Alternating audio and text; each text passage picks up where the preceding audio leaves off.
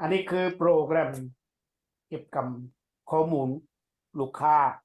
ข้อมูลน้ำประปาและข้อมูลอื่นๆที่เกี่ยวข้องซึ่งติดตั้งอยู่ในคอมพิวเตอร์อยู่ในโน้ตบุ๊กแท็บเล็ตอยู่สาขาหรืออยู่บริษัทแม่และข้อมูลต่างๆดังกล่าวจะเชื่อมต่อกับเซิร์ฟเวอร์อยู่บริษัทแม่ปัจจุบันนี้อยู่แต่ละบริษัทด้านประปาจะมีลูกค้าหลายกว่า10,000 คนหรือว่า10 กว่ากรุงเตอร์ฉะนั้นในการบันทึกข้อมูลของลูกค้า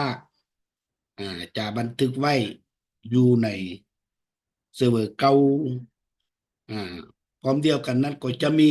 ข้อมูลของน้ำประปาเนาะเช่นเดียวกันเนาะซึ่งมีข้อมูลเกี่ยวกับราคาเกี่ยวกับหม้อแทกน้ำประเภทลูกค้าอ่าและที่อยู่บ้านเมืองแขวง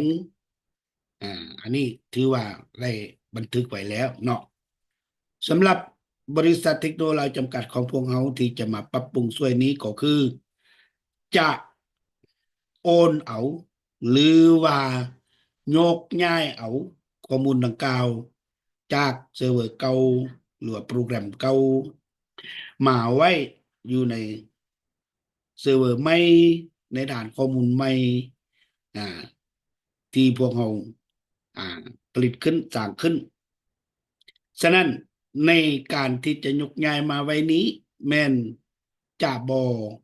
ให้พนักงานบริษัทน้ำประปานั้นเสียเวลาเสียเวลาบันทึกว่าสันซะ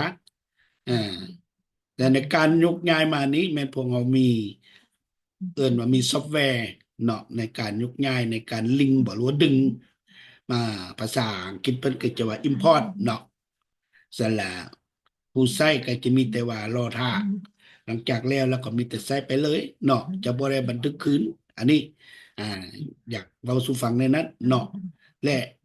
ข้อมูลต่างๆที่มีอยู่ในเซิร์ฟเวอร์เก่าก็จะเอามาหมดว่าซั่นซะและผู้ใช้อาจจะบันทึกต่อไปนั้นจะแม่นบันทึกเพียงแต่กูเกิดขึ้นใหม่เนาะภายหลังที่ใช้โปรแกรมนี้ลูกค้าเกิดขึ้นใหม่เขาหมายนะและการบันทึกนี่ก็สะดวกสบายทันผู้ชมจะเห็นเนาะมีแต่ใส่เมาส์กดเลือกเอาส่วนลงหลายนับแต่พุ่นแหล้วเลขบัญชีซื้อนามสกุลบ่ที่อยู่เห็นบ่บ้านเมืองแขวงปลดสายพุ่นแหละเออสายใดและแขวงเวลาเลือกแขวงก็จะเห็นแต่เมืองเนาะเลือกเมืองก็จะเห็นแต่เมืองขึ้นกับแขวงนั้นจากนั้นเวลาไปกดเลือกเอาบ้านเนาะก็จะเห็นแต่บ้านของเมืองนั้นและสายก็เส้นเดียวกันเนาะเออฉะนั้นแหละจะบ่เสียเวลาว่าซั่นซะกดเลือกเอากดเลือกเอาอ่าบัดนี้ทางด้านราคาน้ำประปาเนาะหม้อแทกน้ำก็เส้นเดียวกันเนาะว่ารวมละจะเอาตามข้อมูลเก่าเนาะจะบ่มีหยังเปลี่ยนแปลงซั่นล่ะให้เอ่อให้เข้าใจกันในนั้นเนาะเอ่อ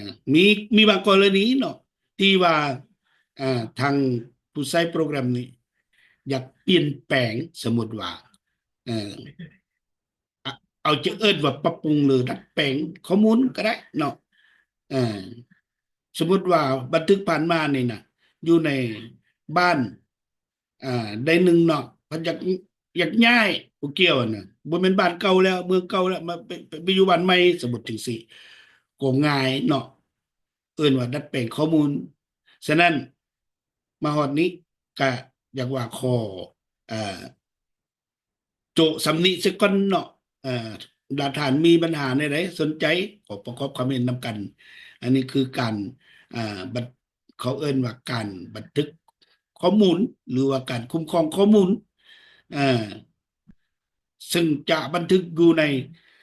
แท็บเล็ตหรือคอมพิวเตอร์แหละธรรมดามันเนาะคอมพิวเตอร์ซึ่งมันสะดวกสบายคอมพิวเตอร์ที่มีความไว้สูงกันแหละโอเค